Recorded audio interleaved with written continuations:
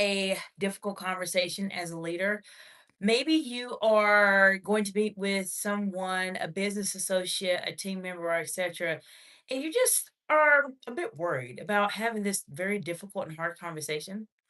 What if I told you? What if I told you that difficult conversations can be easy? Yes, they can be easy. And if you're wondering how in the world can you make hard conversations easy, that is the reason why you want to watch this video until the end. I'm going to share with you one of my very favorite strategies that I use personally, professionally, and also with my clients to help them navigate very difficult conversations when they come up. Now, if this information sounds of interest to you, then you absolutely want to watch this until the end. Now, if you are new to me, welcome, and I'm glad that you are here today. If you are one of my absolutely amazing subscribers, welcome back, friend. I'm so glad you are with us.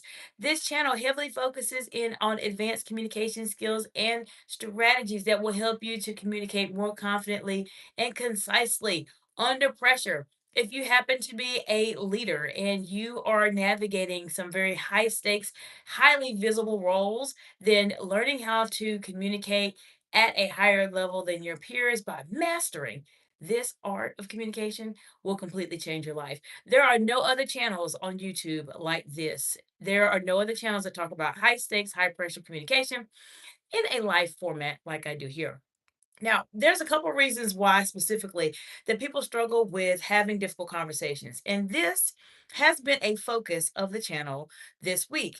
And I want to let you know when you are thinking about those hard conversations, this is a strategy I want you to consider implementing moving forward.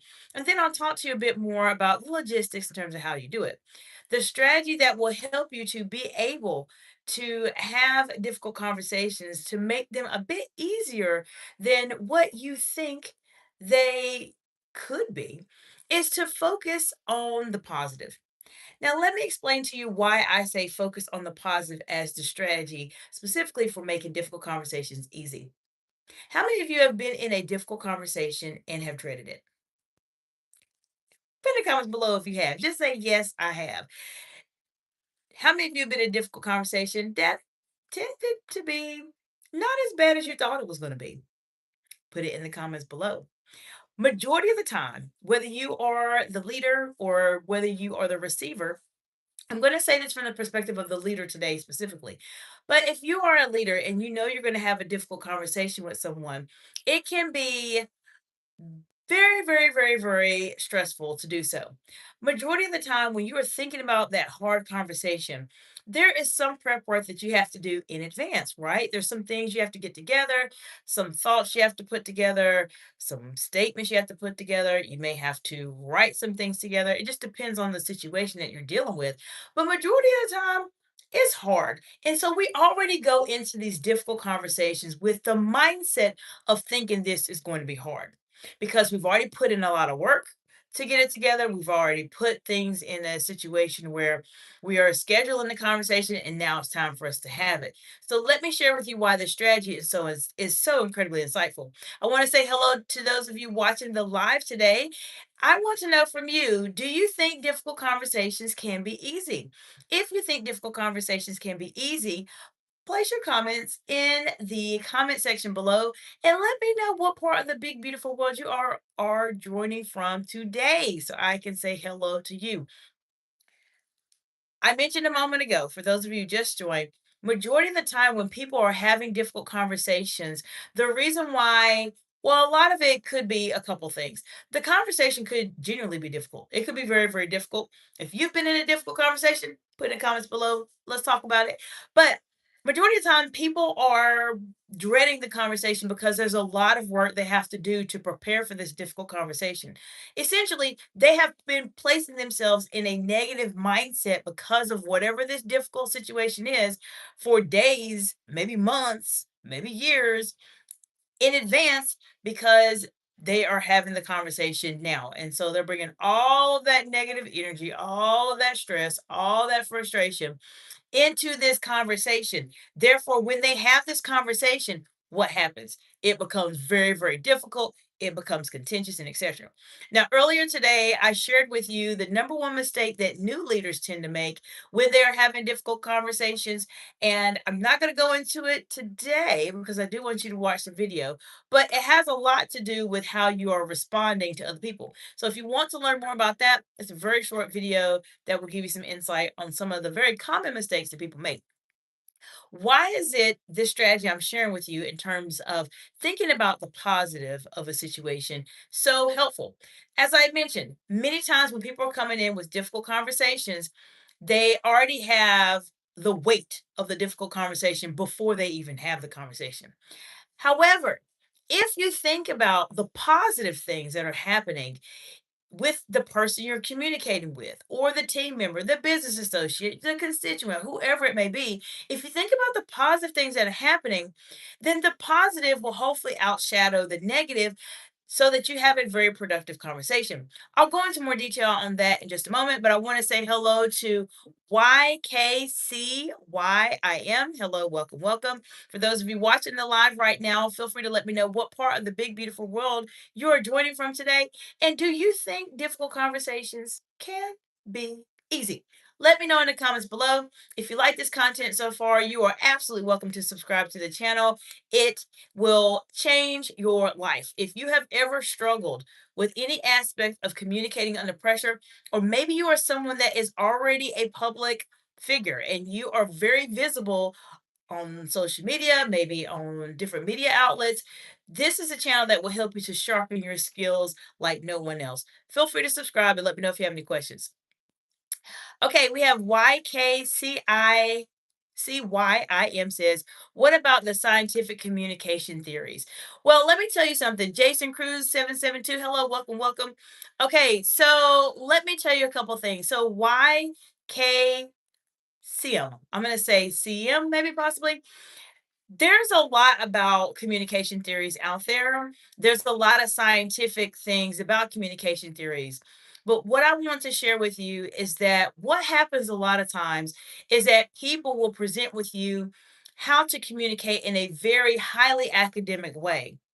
And what happens in those situations that you'll take that information in, okay? You'll take it in. Okay, it says you can call me Y. Okay, I'll call you Y. That's fine. Coral Raffle, hope you're doing well. This okay, I don't know what you're talking about, but I'm going to I may hide you from the channel if you say something else that's inappropriate, but I'm not sure where you're going. But anyways, why? Let me answer your question. What happens is many times you'll get communication theories in a very academic setting. There's many YouTube channels out here that have the best intentions because they want to present you with information and they want to share it with you in that academic way. But this is what happens why people will get that all that information they can get. How do you communicate? What type of leadership model you need to use? What type of theory you need to use? They got it. It's in their head. But guess what happens? What happens when that conversation goes under pressure? What happens when someone is debating you? What happens when someone challenges you or they disagree with what you're saying? All those communication theories, they go out the door.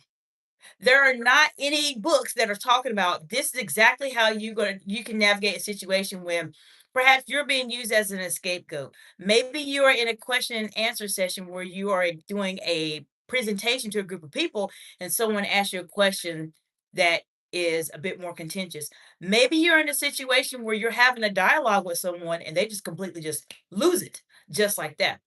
Why? This is the reason why I focus heavily on advanced communication skills and strategies in these very high stakes, high pressure situations. I have been in my fair share of these situations for the past 20 years as a C suite executive, a director, and I've done a lot. I've done a lot. I've seen a lot. I've been in a lot of friendly conversations and very contentious conversations.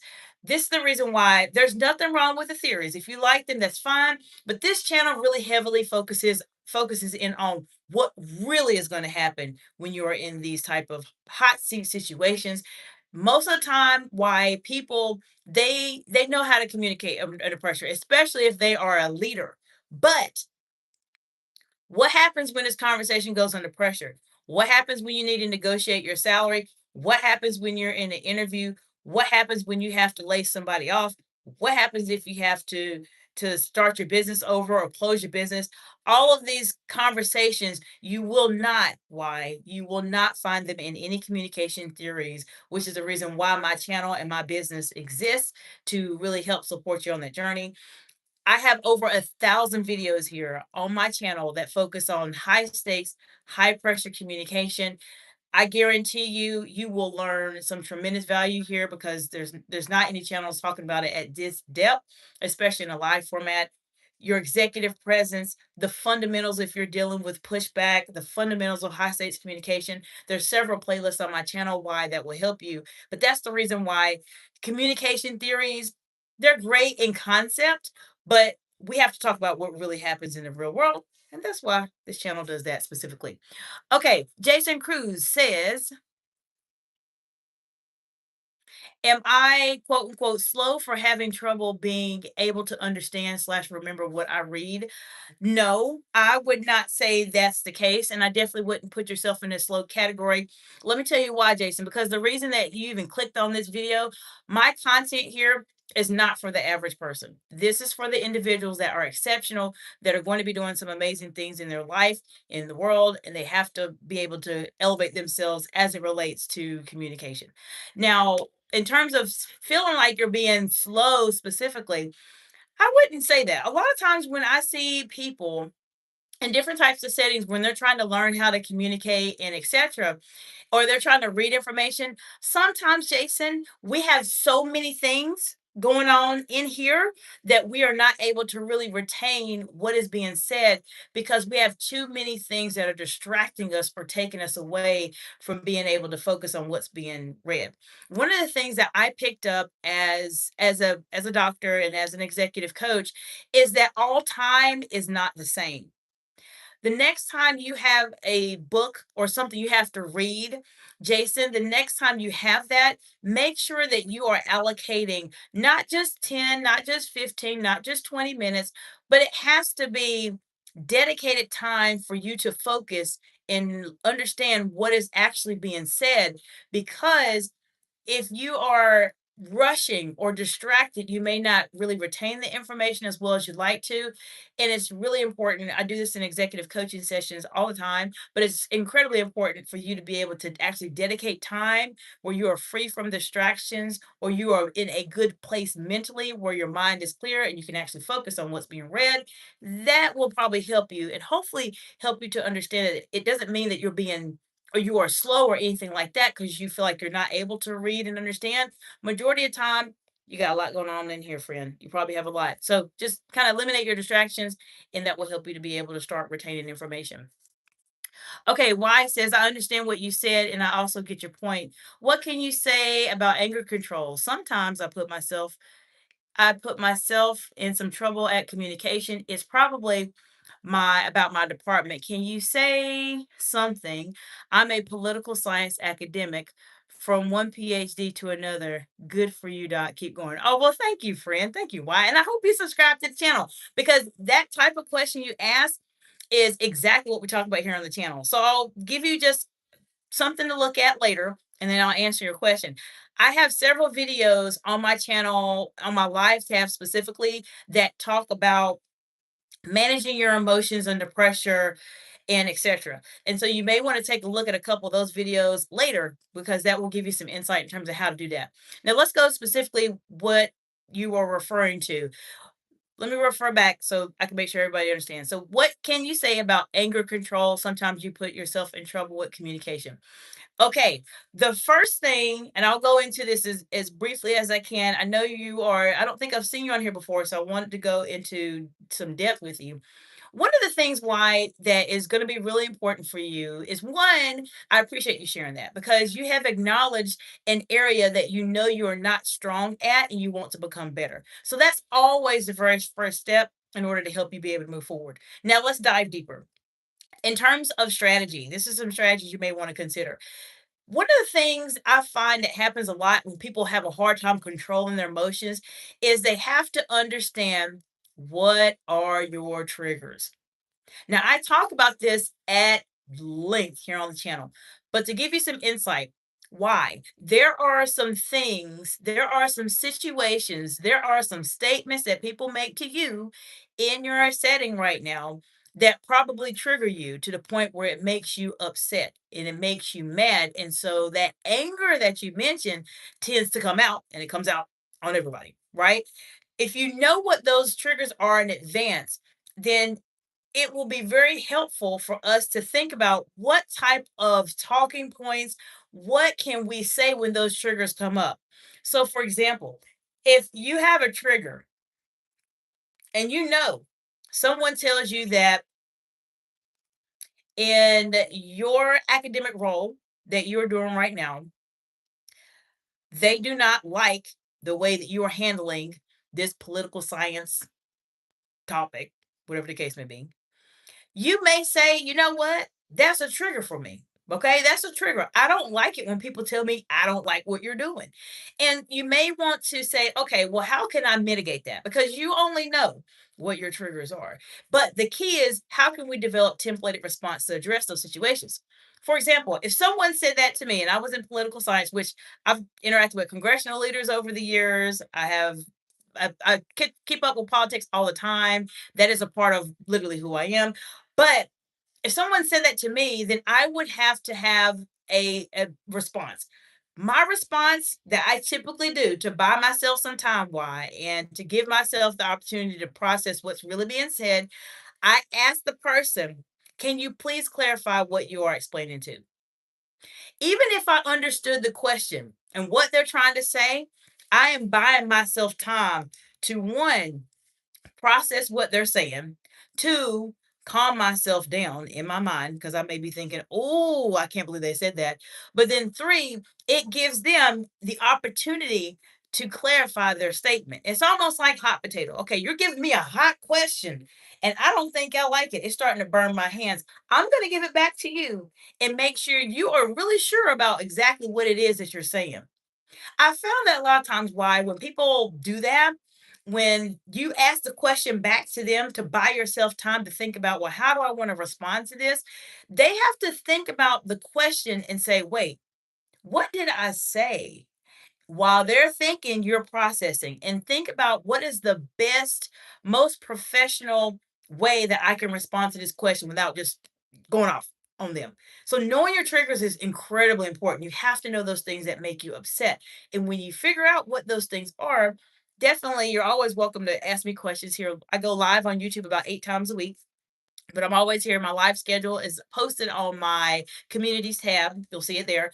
But you'll have to develop some talking points around your triggers. So the next time when you know that someone says something to trigger you, whether it's about performance or questions or etc., then you know that okay, I need to respond in a better way. Let me not get upset. Let me make sure I understand what they're saying. Now there's another part of that, and I'm going to go to the chat in just a second, that I talk to my audience about too. Now, when you're in those in the moment, high stakes, high pressure situations, I have a decision making algorithm that I use myself in those situations. And I'll share it with you why, because I think it may help you. When you have those situations come up and you feel like you're going to be triggered, you have to understand what is the intent of the statement that is being made to me.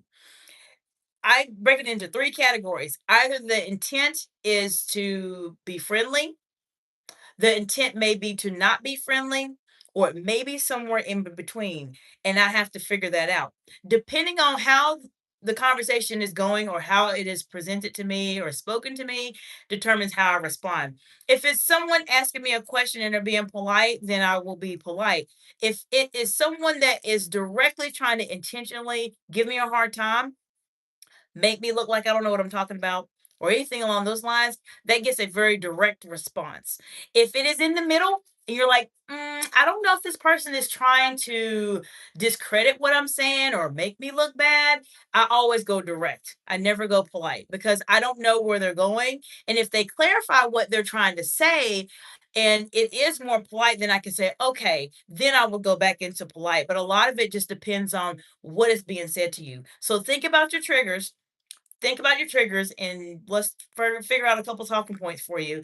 And then be very decisive in terms of what's being said. That's the reason why I always ask people to clarify what you're saying. Can you please give me an example? Can you share with me an instance what that this occurred? Because I want to make sure that are you sure? Are you ready to ask me something like that? Because I will come back in a direct way if I need to. So hope that gives you something to think about. All right, let me go back to the chat really quickly. Okay, Y says, here's another funny fact about me. Actually, I'm working on emotions at political aspects. It's called political psychology. Why you should definitely subscribe to the channel because I could talk about that literally all day long. Okay, why it says it has so many things on cognitive neuroscience, but sometimes actually I have so much terror defenders in our department, country, and media in our country, so the imposter drives me crazy. Actually, it's totally about their dogmatic thinking ways. We're in academy and academy, what is dogmatic thinking? They're always bending the terms so we can't stand on something. Talking with that guys feels feels like we're floating because there's no flow to step onto it. So I believe I understand what you're saying. And as you mentioned, there's a lot of people, I would say, in the political world. Politics is everywhere, but specifically for what you're referring to, there's a lot of people in the political world where you're right. I mean, they have some very, very, very dogmatic type of views, and it does feel like you are floating. That is a what you said. Why is a really, really very fantastic way to describe what's going on. I would say just politically right now, because there's so many things that are just really uncertain, and people are just not quite sure. Well, why are we thinking this way? What's the point of us doing this? Why do we have to do the same thing that we've been doing forever and etc. So I appreciate you so much for mentioning that specifically. Now, the key to that, even though we have people that will come across and have those very dogmatic views and really make things very frustrating for you, is to continue thinking as best as you can, as positively as you can. How can we potentially have this discussion, bring something positive out of it, even though we may disagree? There may be something that you agree upon. There's all aspects in terms of politics where some people just completely differ on every single issue that comes up.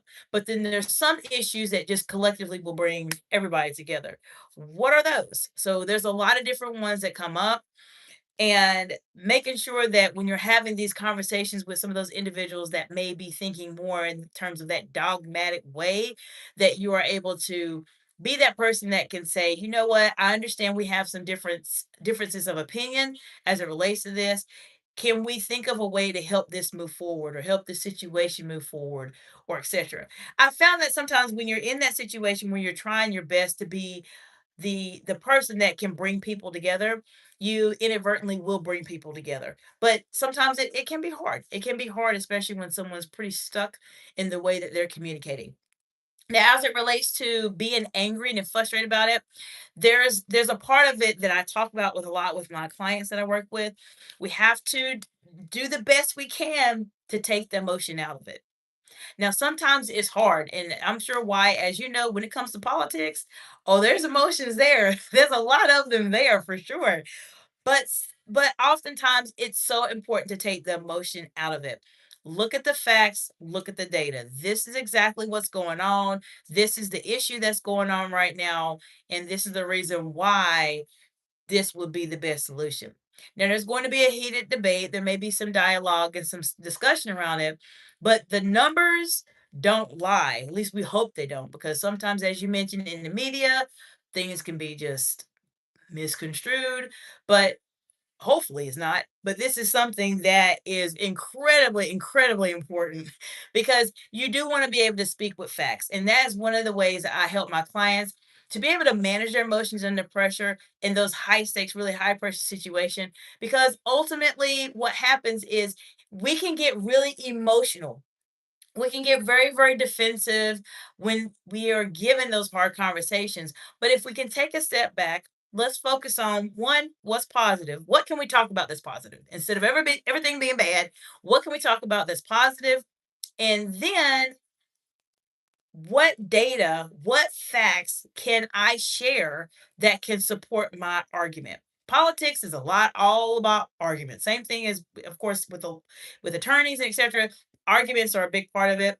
What data can I support that will support my? What data can I articulate that can support my argument to be as objective as possible? I've been in those situations. Why I completely understand where sometimes people are just stuck. You can present them with data, you can present them with the book of life, and they would say, no, that's not right.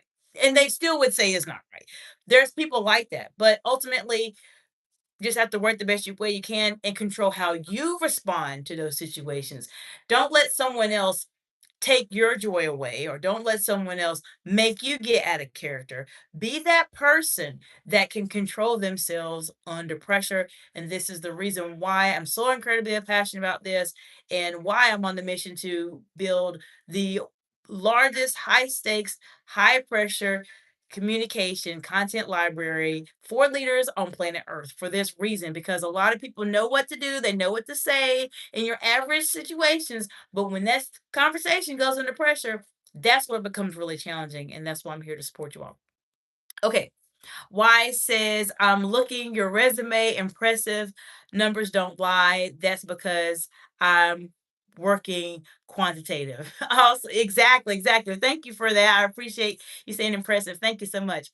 Okay, Y says, so here's another question. I don't see ever someone like you. I mean, you are a dentist and you know so many things about social sciences. Formerly med docs don't like us. Well, that's unfortunate for them. I believe it or not, I've had a bit of a unique, I would say, career myself. What happened in terms of how I have many, many years of being involved in politics. Even as someone in high school, I first had my first interaction in politics, and I probably will talk about that. I've never shared that story, but it's something that I learned. But maybe we'll talk about that at a later date. But when I was in dental school, why? What happened is that there was a externship program with the American Dental Association where they selected two students out of the United States to be a part of their Washington National Health Policy externship for a little over the summer. And I was one of the two students that they selected in the country. So I spent a lot of time on Capitol Hill in terms of interacting with different congressional leaders. I interacted with, at that time, was the Senate Majority Leader Harry Reid and Mike Simpson. He is actually a dentist in the House, and the gentleman, his name is Pedro Pierluisi. He was in Puerto Rico, so we got to interact with a lot of different congressional leaders and understand about the process. So I read a lot about different legislation. At that time, it was the Affordable Care Act, which is what was being discussed. So I've been in those situations where I have interacted with congressional leaders at the national level. I've read pieces of legislation that, how they are. They're about this big, and I've always been just drawn into politics, which is the reason why I do what I do now in terms of some of the conversations that I have. It's just something I've done. So I've had a bit of a unique role. I've worked as a C-suite executive and as a director for over 20 years. I've been in those senior leadership roles to make those really hard decisions, not just in a setting where I think about it, I talked about it. No, I've actually lived these challenging situations, which is why I share all of my expertise with my audience so that when you're in those situations, you can say, you know what, I remember us talking about this during a live. Let me try to rephrase what I'm saying so that I'm able to communicate myself as an executive or have an executive presence and etc. There's different types of levels of doctorate. I believe anybody that's a doctorate is has went through it, and I know why you have to. But if individuals, for instance, medical doctors, as you mentioned, don't necessarily like PhDs in political science, that's just their, I would say that's their that's their loss, because we all have something to offer and to give. I talk about this a lot on the channel. Everybody has something unique about them that they can share with the world and make this place better. everybody's got something. So what's your superpower? That's what I try to get my audience to understand, because there's something about you that no one else has, that they don't have your experience. So how can you leverage your expertise to present it not only in the way that showcases it, but also in the way that showcases that you can communicate and be very calm under pressure. Okay, let me see. Why says, yeah, at Howard, you can learn so many things about politics. Haha. Yes, that's true. And of course, being at Howard, Howard is an amazing school, by the way. I went to the College of Dentistry, so Howard is great. Love, love, love, love, love, love Howard. And it's in DC. So it's right there in the middle of everything. And so you have the chance to see what's going on. But there's only but so much you get to see just living there. When I did my externship, I was actually in it. And so I was able to have those conversations, see pieces of legislation that was being drafted. And then, of course, for our perspective with the American Dental Association, being able to put language or suggest language to different congressional members to add or to remove that would benefit our profession as a whole. And I still do a lot of that now. Okay, Y says my supervisor did his PhD at Stony Brook. Okay, even if I'm from Istanbul, we're still in US type. Okay, fantastic. Awesome. That's great. I actually was looking into Stony Brook when I was not thinking about dentistry. I have a whole nother career path that I was going to do. I was planning, once I graduated from undergraduate, to be a forensic DNA analyst and work for the FBI. That was my career path, literally what I was doing. Of course, things happened and God took me in a different direction. But Stony Brook was a school that I was looking at because I believe at that time, and I don't know if they have it now because this is decades ago now, but they had a Master of Science in Forensic Science program that I was planning to apply to. I believe, and they were actually one of the top schools on my list, but I did not get accepted there. But I remember that school because it was one that I was really looking forward to going to, but things went in a different direction and I became a dentist, and now I'm here with you all to help you any way that I can. So I appreciate your dialogue, why so much. Appreciate you being here and sharing some really great insight. A lot of times I tell my audience that the replays is where most of the views come from. And we're building a community. We have 899 subscribers right now, which is a lot compared to where I started at zero. All channels start there. And the dialogue that we're having right now, you would be surprised that someone will watch this a couple months from now, a year now, 5 years from now, and say, you know what? I've been in those challenging situations in the academic setting too, because academics has its own set of politics to it. Completely set of politics to it in the academic setting. And the fact that you're in political science, I know you're dealing with politics there for sure. But a lot of times people will look at the lives and they'll say, oh, I remember there was a dialogue or there was a discussion specifically as it relates to navigating those situations. So I really appreciate your insights and you being so very candid, sharing some of the challenges you're facing right now. And I hope that that gives you some insight in terms of how to navigate your emotions. Know your triggers. Those are, it's critically important. Everybody has them. And sometimes we are completely caught off guard when those situations come up because we just didn't know that this was going to trigger us. Now, I will have to say that there are going to be triggers that come up for you that you didn't even know you had. And when those come up, because they may, and you just didn't know it, it's all in how you respond and making sure you respond in a very calm and very articulate way. This is what I do with my clients in an executive strategy session at exciteexcellence.org. Okay, Kim says, why says, let's see, last couple noble about politics actually, even if they're not directly political scientists. Okay, last couple noble. I didn't quite understand that one, but let's see. Last couple noble about politics actually, even if they're not directly yes. I would say, like for me, I looked into political science when I first started undergraduate, and it just didn't a lot of it depends on who your teachers are in terms of who presents the information to you. And the person that we had just didn't present it that well. And I ended up going in a different path, but things came back around to where I was able to do a lot more than what I would have even thought about doing as it relates to learning about politics, how things work, how legislation's passed, how much nonsense happens, how much of the conversations that happens in politics is very, very theatrical. It is for theatrics, and how there's your on the record conversations and statements, and then there's your off the record conversations and statements that happen a lot of times. You'll be surprised that one person, depending on where they are politically, they may present themselves as this type of person, but privately they're completely the opposite. Sometimes that's very good, and sometimes that's very bad, depending on what side of the conversation you are on. That happens all the time, and why I know you have a lot of insight here, specifically as it relates to this topic for sure. I'm really looking forward to hearing your thoughts on it. There's a lot of different videos, believe it or not, why that I'm actually going to be doing on my channel. I'm just waiting to get a couple things together for my studio specifically. So one of the type of videos that's going to be coming up, because I have literally over 1,000 videos here on my channel dedicated to high stakes, high pressure situations.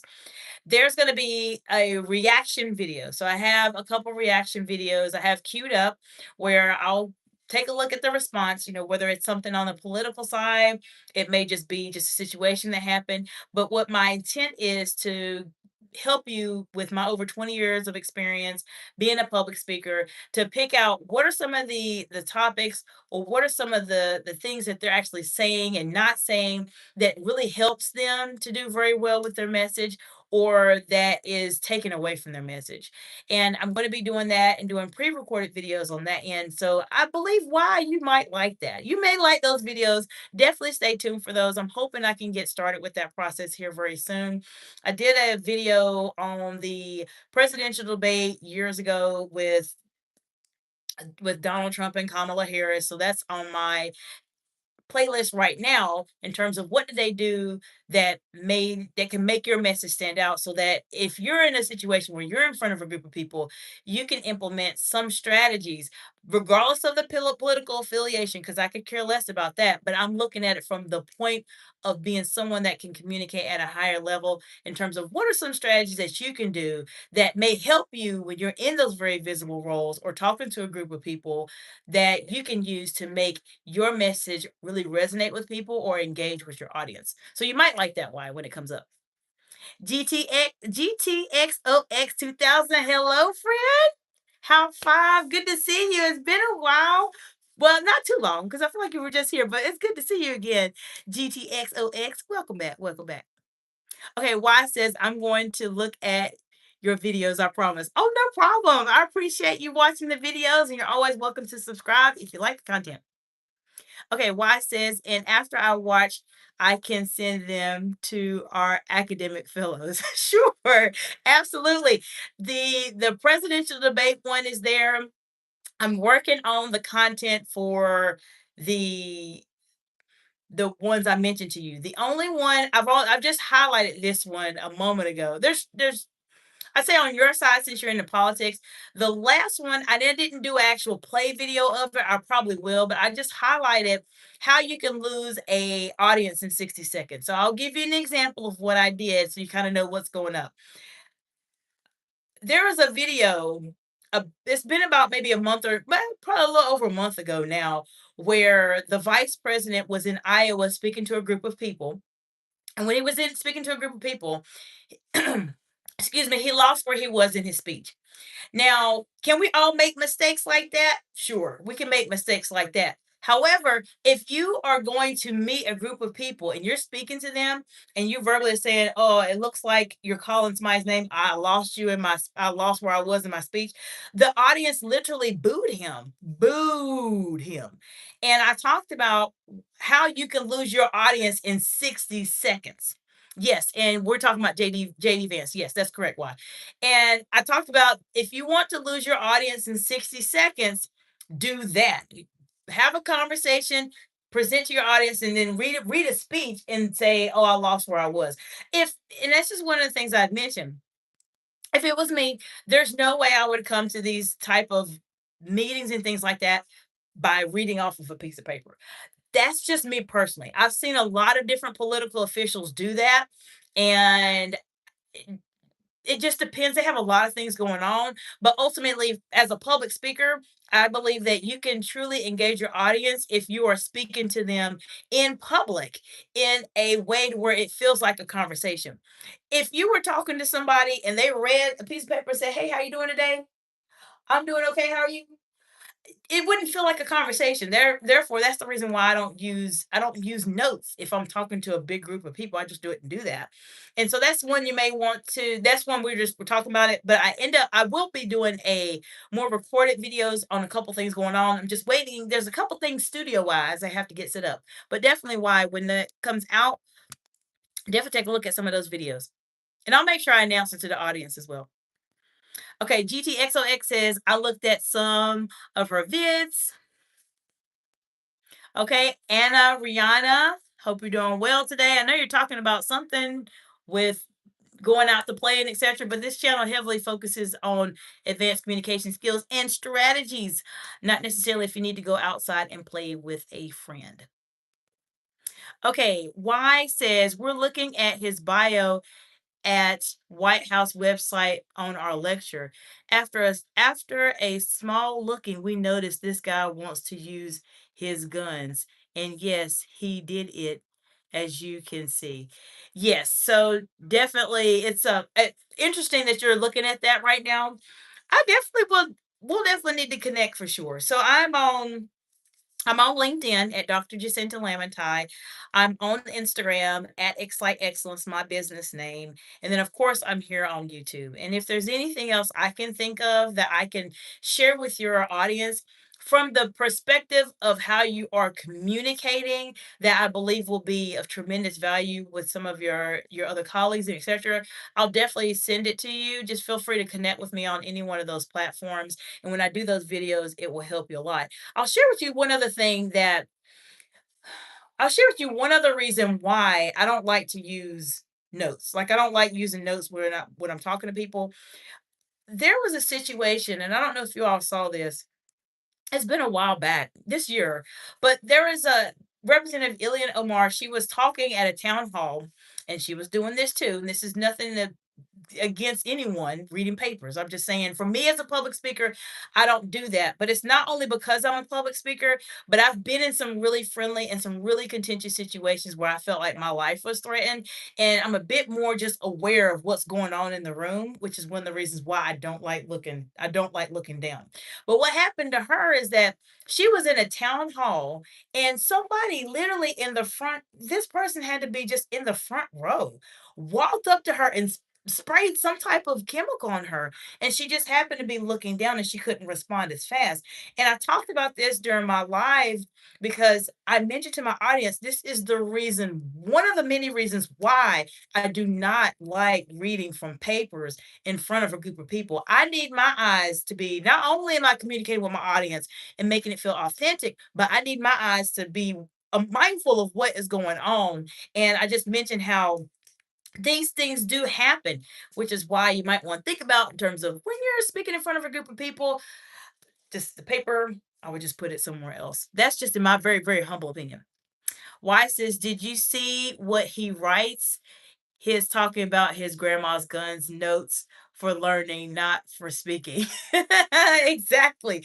I did not, I will say I have not reviewed the vice president's bio. I have not reviewed the vice president's bio. I'm sure there's probably some interesting things there, but I have not reviewed it. I have not. I've just been taking a look at what's going on the verbal side, but it's something that you mentioned it now. I'm going to actually look at it. I'm going to take a look at it and see what else it says, because a lot of times we're talking about communication in the verbal setting, but there's nonverbal communication and there is written communication that people sometimes fail to forget. And a lot of times when you're in different situations or challenging situations, regardless of if you're in the political sector, if you're in another sector or healthcare or any sector, how you communicate in writing is just as important in terms of how you communicate verbally, and how you communicate non-verbally is critically important too.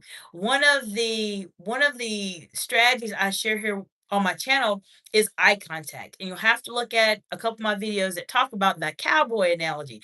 That is my analogy for eye contact. If you master the cowboy analogy, I guarantee you will do very well with eye contact. But that nonverbal communication, how your facial expressions can show sometimes what you are thinking but not wanting to say, and how you learn how to read people is incredibly important in any type of political environment, or any environment for that matter.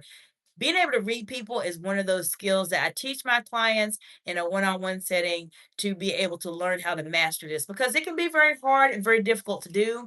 A lot of times we don't know where a conversation is going, because as individuals or as leaders, we're used to just looking at people. But there's a difference between looking at people and actually observing people. And I mean observing them in a lot of detail, so that you know, okay, I see that this person doesn't like this conversation. This person is on board. This person is not. This person could care less. Like, you're able to pick up those things. And I've only been able to do that not only in the settings I've been in, but definitely as a senior executive as well. Okay, Y says, I have to go. See you later. All right, Y, hope you have a good day and appreciate you being here today and sharing a lot of great insights here also. Appreciate GTXOX coming back as well. I appreciate you also. And we've talked about a couple things as it relates to how you can make difficult conversations a bit better. I appreciate you so much for being here.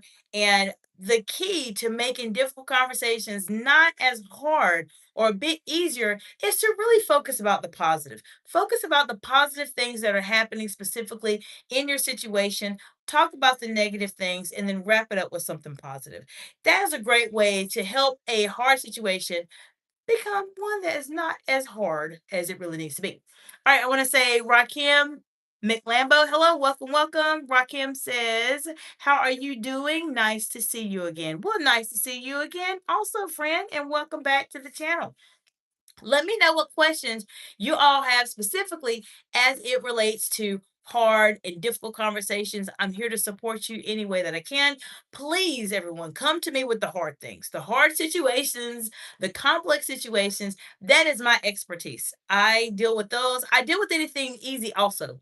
But many of you know I deal with a lot of hard things too. So if you have a complex situation going on, then feel free to just put something in the comments or connect with me on any social media platform and ask me any questions. Most of my links are in the description below. They will be. So feel free to ask me any questions. I'm here to support you on your journey. I know how it is when you are in a leadership role and you're just trying to figure out, how can I really take how I communicate to the next level? And that is why I'm here to support you. I have a high stakes communication intensive that will completely change your life, but you're always welcome to start off with an executive strategy session first to get a good sense of where you need to be. Now, I do have one other thing I want to mention really quickly. The ebook, the mini ebook that I'm going to be releasing, it will have a high stakes communication assessment in it. This is completely free to my audience. This is something that will give you a very quick overall view of how you communicate under pressure, and share with you some of the more common challenges that people usually will face when they're in those type of situations, so that you have something to work with. And if you're at the point where you really are serious about elevating how you're communicating, then you're always welcome to reach out to me for sure. Okay, Rakim McLumbo says it's hard to have a conversation with people of these days because of judgment. Okay, so I would say that's a really good point, and I appreciate you so much, Rakim, for bringing that up. There is judgment, and I think that's with anything that happens in life, and a lot of people do judge you. But I will say that depending on where you are in your career and in your journey, there comes a point where, as long as you are communicating in a respectful way and you're not being rude or mean to anyone, that you get to the point where you just simply don't care. Like, you just don't care if someone doesn't like you because of this or like you because of that. And that happens a lot of times. It happens with age. I think sometimes we just all kind of grow up, so to speak. But it is a lot of judgment out there, and it does make it hard to have a conversation. But one of the things, as I mentioned earlier, that is always a good place to start, Rakim, is to talk about what's positive. What are the things that bring us together or that bring the group together, the department together? What are the things that everyone is incredibly passionate about and focusing in on the positive? Now, that doesn't mean you just completely ignore reality and you put your rainbow colored glasses on and everything's everything's wonderful. It's not that, but there's ways to still address negative situations, but we can still address it in a way to where it's still very, very positive, very productive in terms of overall, this is the conversation we're having with everyone. These are the challenges we're facing. These are the ways we can improve them. How can we work together to make this happen? So there's different ways to engage with people. Sometimes you may not be able to have conversation with people because they are judging you for whatever reason. But Rakim, sometimes it gets to the point where you have to let it go. You have to say, you know what? Well, if you're going to judge me for that, then I obviously don't need to be having a conversation with you anyways. And you probably need to use your energy doing some other things or having conversations that are a bit more meaningful in supporting your goals, hopefully. So I appreciate you all being here. I will be live tomorrow morning. I am doing something new on the channel. I would love to get your feedback to let me know if you like it, if you don't like it. What I did was on Sunday, I put in the communities tab a list of the top titles that I was going to discuss during the lives today. Let me know if you like that format. If you like it when I put the titles ahead of time, or if you're okay with me just going live during my normal scheduled time and just putting a topic there. Let me know what your thoughts are. It's something new I'm trying with the channel. We're getting very close to 1,000 subscribers, and that's a huge milestone in the wonderful world of YouTube. And I want to make sure that I really am supporting you all and doing what I can to just enhance the community and to communicate as best I can with you to really help us grow overall as a whole. So I appreciate you all so much. If you are new to me, you've been hanging in here, or you're one of my amazing subscribers, I do have a playlist, a couple playlists that are set up on my YouTube channel. Feel free to take a look at the playlist because it has a lot of great videos on there that you can take a look at your leisure to learn a lot more about communicating under pressure. Let me know if you have any questions about anything, and I will see you all in the next video. Bye for now.